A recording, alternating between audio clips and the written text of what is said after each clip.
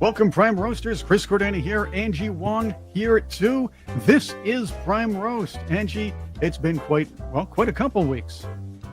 Yeah, I mean, the news is like the news cycles every 2 minutes now. I'm just trying to keep up. Things that I'm reporting on is completely obsolete an hour later, and there's just no way. Trump is just on some like weird treadmill, and he is just like running, and no one can catch up with him. I don't know how his comms team does it. I'm sure they enjoy the job. They get a little tired. Maybe they take a lot of Red Bull. I don't know, something like that. But I'm not to judge. If you're enjoying the job, keep doing it. That's what we're enjoying here. How apparently Brennan-Comey, John Brennan, James Comey are in deep snots. There is something big going on. They're finally being investigated, and Brennan decides that he wanted to speak out finally. And where else would he go besides the safe space of MSDNC? Oh, there he is. Not a pretty man. Oh, not anybody can be as pretty as I am, I guess, right? No, but this guy just has a permanent scowl these days. I mean, okay, sorry, I didn't mean to make fun of his looks. He was I guess a brilliant man when he was, in office. But yeah, no, he's in a lot of trouble. It's funny that we're finally going after them. But Chris, do you think that this is just a gloss over, or maybe like look over here at this other shiny object versus looking at the Epstein stuff that Pam Bondi and President Trump are desperately trying to change narrative on? I thought about that, and that may be part of it. But as far as the regular people level, I'm pretty sure the P. Diddy trial is the shiny keys at this point. Because there was a lot of mention. It was because, hey, this is when around that time, the P. Diddy trial is when Patel and Bongino came. Oh, no, there's no list. No, look over there. Look, P. Diddy and stuff. And even that's not even working out as well as prosecutors would have thought. This Brennan-Comey thing was necessary. And yes, it might be a set of shiny keys for us who don't care about P. Diddy. It's the shiny keys on two levels. But let's not dismiss this either, because these guys should be tried for treason. Brennan is what was it? Brennan, wasn't he the guy that voted for Gus Hall or something like that? A Communist Party guy? Yeah, at least that's what I'm hearing from a very reliable source. But we'll get that in another time. Let's hear what he had to say about his investigation, or the investigation against him and Coney. As you point out, Marco Rubio, who he's also saying something about Marco Rubio here. A different person now, quite frankly. I think when he was in the Intelligence Committee, I think he really tried to carry out national security responsibilities in a very appropriate manner, and tried to not just bring politics into it. So again, I think that SSCI report, the Mueller investigation, the Durham investigation and review, all of this, I think, again, validates what happened in terms of Russian interference, the conclusions of that assessment that Russia tried to interfere to enhance Donald Trump's prospects in that election, to damage Hillary Clinton, and to undermine the integrity of our election process. Those have really stood up and have been validated and supported. Wait a minute. Are you kidding me? Basically, what's going on, this guy is trying to tell people, oh, no, we didn't do nothing. Hey, all this whole thing about Russiagate, because we wanted to investigate it, now they're going to investigate us. That proves everything. No, what they're doing is proving whether you guys committed treason. Yeah, no, he's double downing on this message. He is not going to let it go. It's going to be his narrative, despite the evidence or lack of evidence. But he's got to go on and push this message, because this is red meat for MSNBC. This is it. They want to believe in the lie. And it's like, no, even if you show them the exact opposite, completely like rubber stamped, here's the top secret files, and there's nothing in it, they can't, like, their brains would explode, because they've invested so much into this narrative. It's impossible. But this is the kind of indoctrination. This is the kind of like, I hate even using the word fake news. This is like pure propaganda, but at its worst, because it's provable, and your own two eyes are still saying, I don't want to see it. What makes this more of a story is this dirty weasel, Mark Elias, went on the air saying, Brennan-Comey, this is just another set of shiny keys, like possibly, but he's telling the media in this interview, don't bother reporting it. Don't pay it any mind. These people didn't do nothing. Don't bother report. That's what he's telling. He's telling the media, well, at least MSNBC, which will probably try to sway from it after it runs defense for Brennan-Comey. Remember, they always like to run defense for Gus Y. Hall voters. Hey, but here's Mark Elias, the dirty weasel, trying to tell all the media, don't bother covering this story because there's nothing to see here. Which, by the way, proves that there's something to see. We predicted and others that we were going to get to this moment. And the question is, what do we do? And the question of what we do is multifaceted. The first question is, what do we do? Do we retreat and hide in the corner? So I'm on TV today, not hiding in the corner. I'm not retreating. I'm saying I'm going to stand up and fight, and Donald Trump won't intimidate me by going back to this 2016 stuff. And that's one thing. But the other thing we've talked about is, what do large institutions do? What do society groups do? What does the media do? And I am imploring, honestly, I'm just imploring the media, do not report this as a legitimate investigation. There you go. Do not report this as a legitimate investigation, which means we have a lot to hide. We're afraid you're going to tell somebody. Well, you know that old saying, if you tell someone not to look over there, guess what we're going to do, right?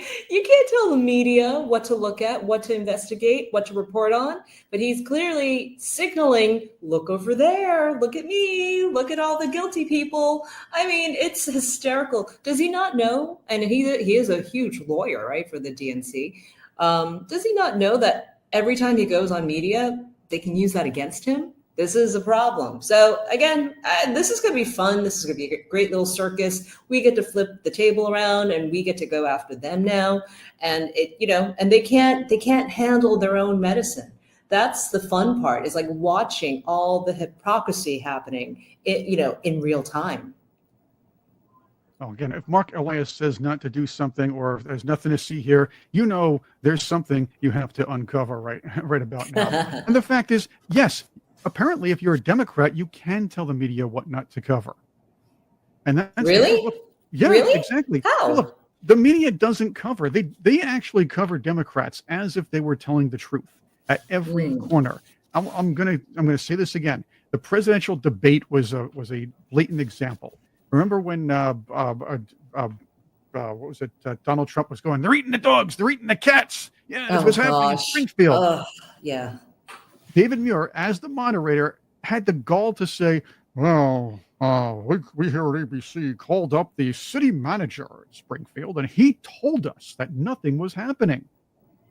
So I'm figuring, so basically what you're saying is a liberal media institution called a Democrat official and asked them if something was going on in the city. The Democrat official says, no, there's nothing happening here. They're all lying. Then they don't bother investigating or following up on it because they take it as the word of God. Well, remember, follow the science, follow their science. Don't question us. We have experts, we have PhDs, we have all the, intellectual degrees we possibly need. So you, servant, listen to us. I mean, come on. If you're an elected official, I am going to question you all day long. That's my right. That's everyone's right. And you should be prepared for that. And you should have real answers, not just, well, listen to me because I'm like a, badge carrying, licensed nobody, and so that's what they want you to do. They don't want you questioning any of their motives or their moves because they're just going to pull some wool over your eyes and you're just going to comply. Where did they get this sense of entitlement for this, Chris? Because I didn't grow up in that kind of America where you just have to follow, or did I miss a lesson somewhere? I don't know. I feel like maybe I must have cut class at some point and I missed that part of the history lesson where I have to just comply and listen to what the teacher says. I think we all missed that. You were probably out smoking with the girls over in the bathroom, so teachers didn't notice that. Doing the pot or something like that. No, I never did the pot. I wish I did the pot, Chris. I never, and I'm not saying this, in a Bill Clinton-esque way, I didn't touch that stuff, but I think my parents were hippies. So pot doesn't do anything for me at all. Oh, and it's just I don't particularly like, the exotic smells. Or were you born with the immunity, I guess? That's what happened. I think I was. Well, we're also immune to the idea that we have to not question anybody on our side or a person we voted for, no matter if they're right or wrong. I'm not like that. We hired somebody to do a job, and one of those jobs was to tell us what the heck was going on with Jeffrey Epstein and why. And we don't have that here with the Trump administration. After months upon months of saying, well, we're going to get that Epstein list, we're going to make sure people know what's on it. Kash Patel and Dan Bongino were telling us, no, there's no Epstein list. Don't look over here. Sure, yeah, we believe that. And now you have the thing about both Pam Bondi and Donald Trump were at a press conference trying to deflect a question about that. I want you to hear what happened, because Donald Trump was completely out of character when it came to the Epstein, a question about the Epstein client list. Check this out. Yeah, sure. Could I just interrupt for Sure. a second? Are you still talking about Jeffrey Epstein? This guy's been talked about for years.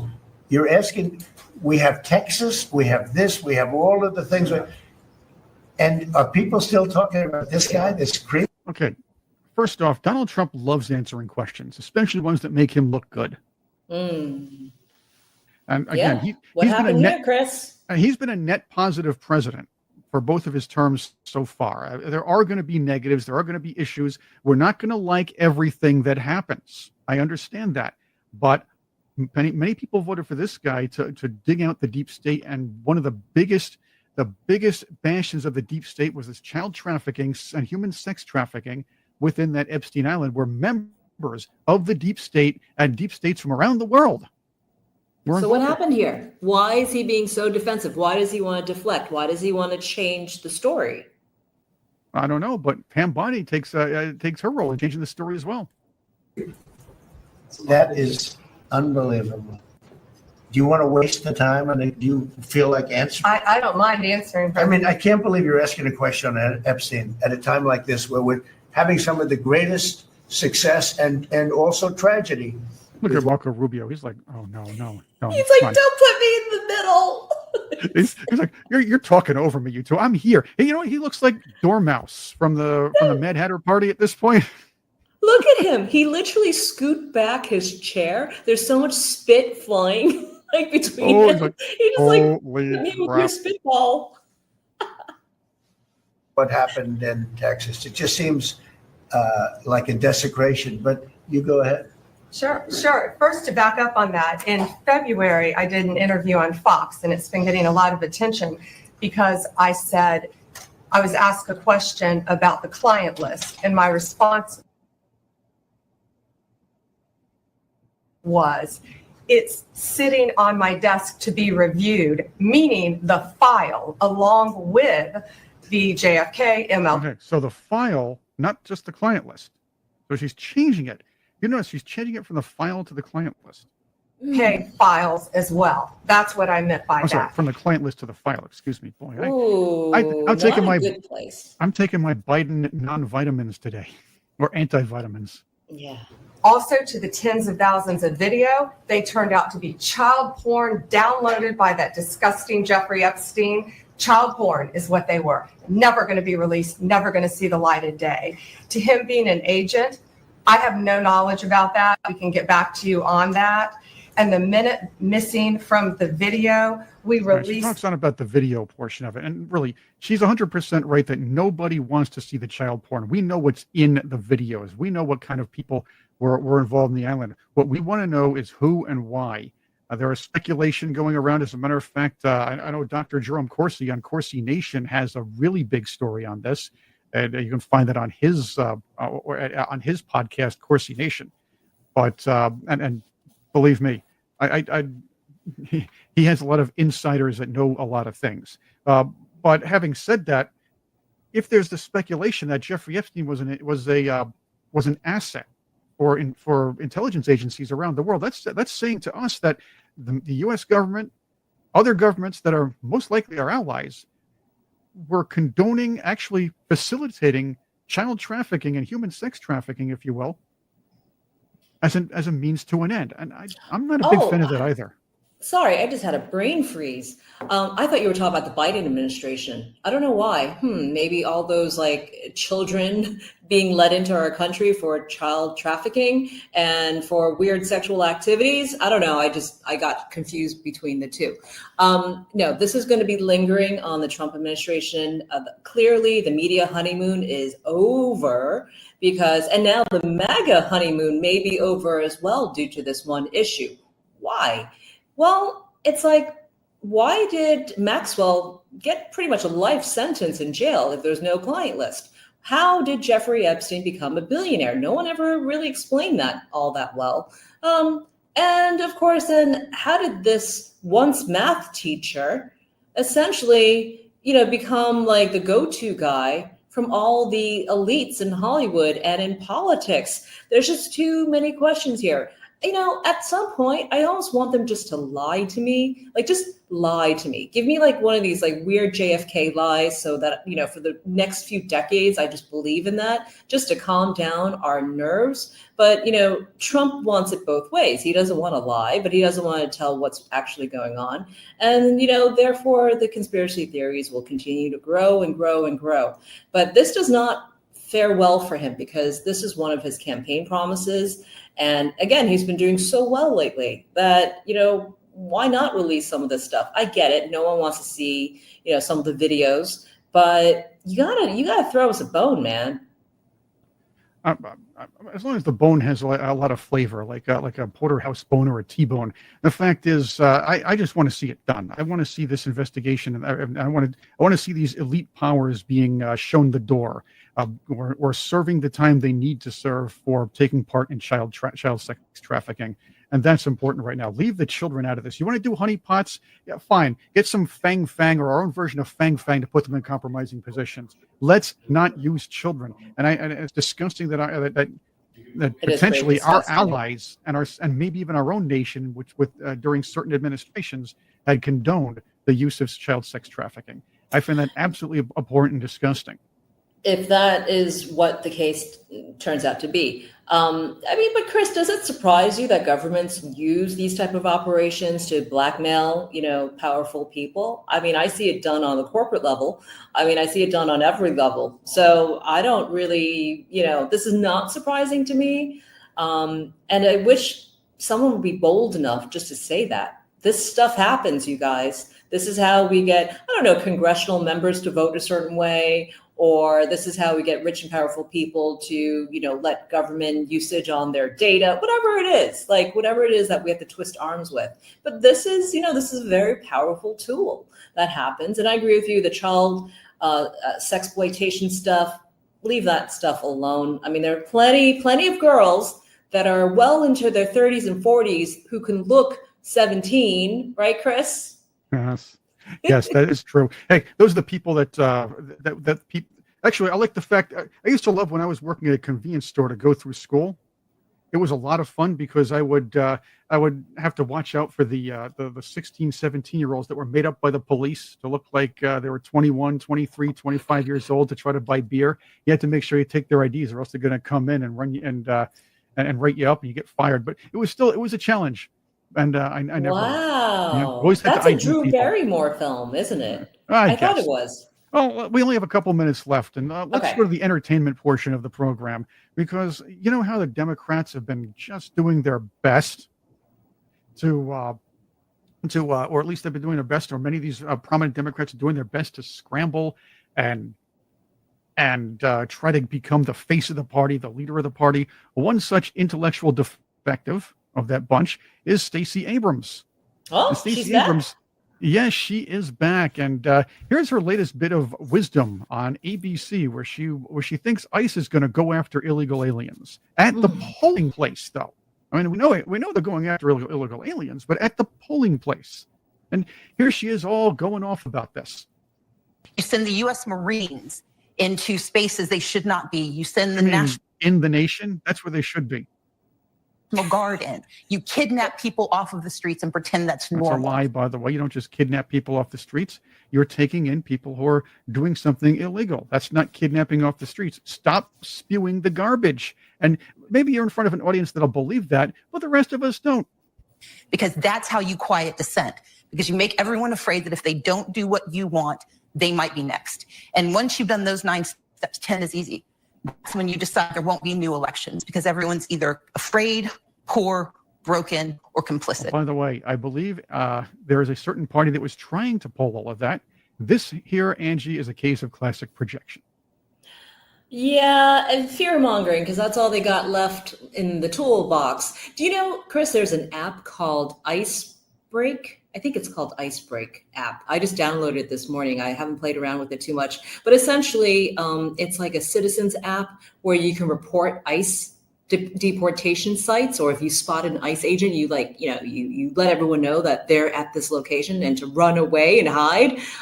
So funny enough, because of the open applications, anyone can sign up, including MAGA Republicans. So MAGA Republicans have completely flooded this app and put like everything, like grocery stores, cafes, Home Depot. Like you can't go anywhere anymore because everyone's been tagged, and every single location is like, it's like fear, fear, fear. Stay home, stay underground. And I mean, they really just don't get that. They don't know how to play this game very well.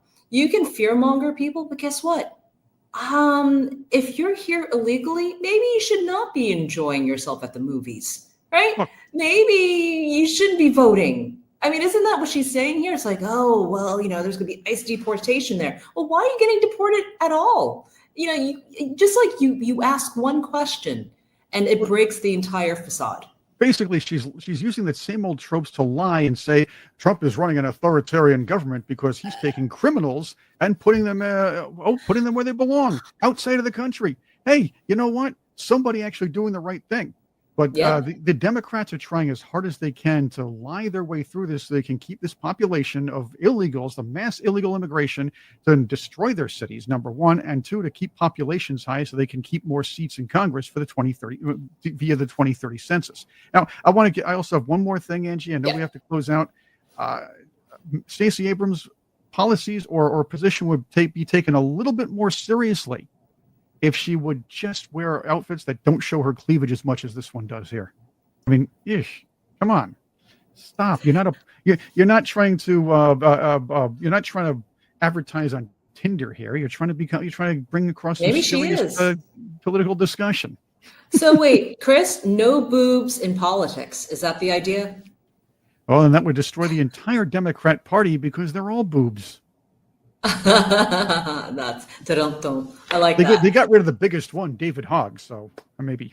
Oh, he's a big boob for sure. I don't think he's gone though. I think he's just going to reinvent himself as the new party leader somewhere else, maybe online.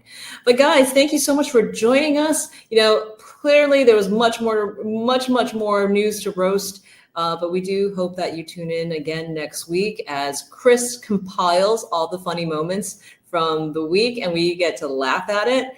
Chris, I was thinking this should be a drinking show. What do you think? We could do that. We could drink every time we say something funny, but maybe everybody will have one drink. I tend to hold my liquor pretty well. So maybe we'll try that one evening. Thank you guys so much. That's what we can do. We can do the thing in WKRP, where there was an episode of WKRP where Johnny Fever and Venus Flytrap were drinking. They were drinking, trying to test out people's reflexes after they drink 4, 5, 6 shots or drinks while live on the air. Anyway, we can elaborate on that later on. All right, guys. Well, do bring your coffee or maybe a harder drink to our next episode. It's going to be episode 40 next, so please join us next week. Thanks again for tuning in. Bye, Chris.